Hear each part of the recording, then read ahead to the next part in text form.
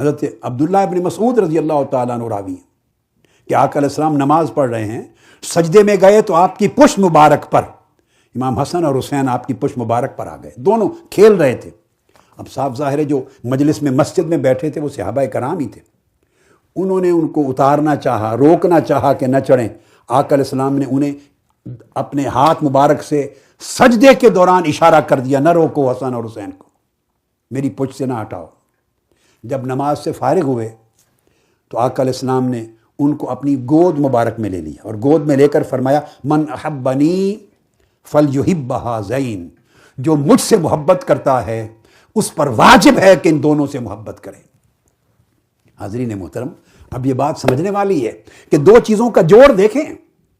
پہلے تو منع کر دیا کہ میری حالت سجدہ میں میری پشت سے نہ اتارو، اور نماز سے فارغ ہو کر انہیں گود میں لیا اور فرمایا جو مجھ سے محبت کرتا ہے وہ ان سے محبت کرے۔